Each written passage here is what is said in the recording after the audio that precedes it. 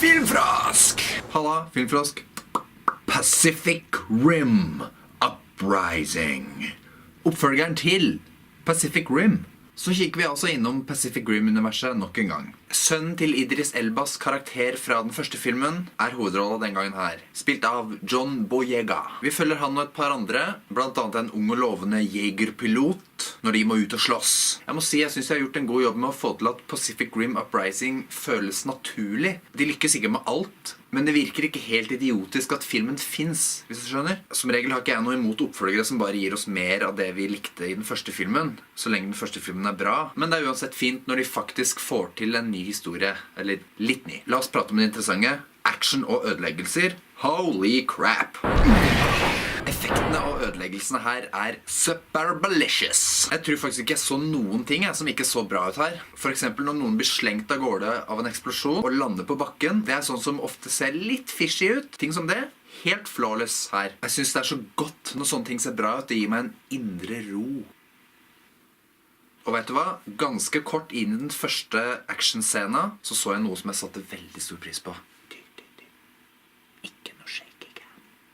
Bare en helt passelig mengde med kameraristing som seg hør og bør når biler og bygninger og enorme roboter krasjer inn i biler og bygninger og enorme roboter. Men svak nok til at du ser hva som skjer. Og det som skjer er bare top-notch destruction, ødeleggelse og action. Det er eye candy altså.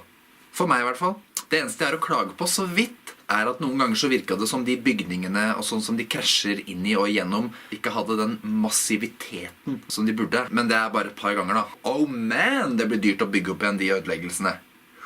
The bail gonna be high. We're gonna need jabs. That's some new jabs. Så ja, det viktigste i filmen har de nailet, synes jeg. Nesten så jeg synes det var kulere action i den her enn i den første.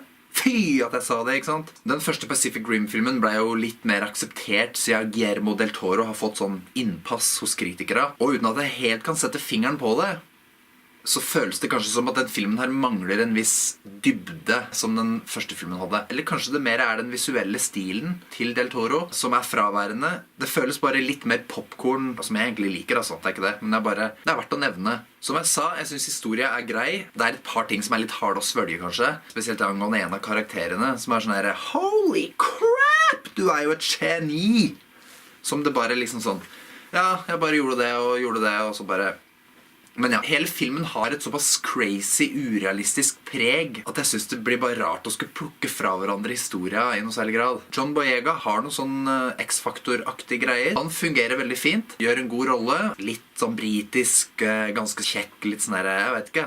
Det funker veldig bra. Av de andre så er det ingen som utmerker seg noe særlig. Han der Charlie Day og han andre snodige, sorry at jeg ikke husker han. Det er ikke noe, jeg har ikke noe spesielt å kommentere på noe av de andre egentlig. Det er noen ting i historien de kunne gått litt mer i dybden på. Men som jeg sa, jeg synes historien her er fullgod til formålet, som er å få en god nok grunn til å se enorme roboter smashe inn i, ja, forskjellige ting.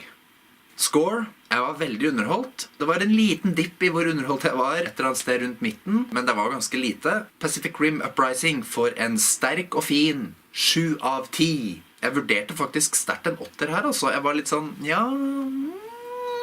På grunn av de utrolig gjennomførte kampscenene og ødeleggelsene som virkelig ser superbra ut. Hadde litt gåsehud-tendenser et par ganger, for at det er så digert, ikke sant? Men jeg landet på en 7. Men ok, har du tenkt å se Pacific Rim Uprising? Har du sett originalen? Kanskje stikke på kino i påsken, kanskje? For litt avbrekk fra Poirot? Ok, kommenter, abonnere, like eller dislike. See y'all in the next one, honey!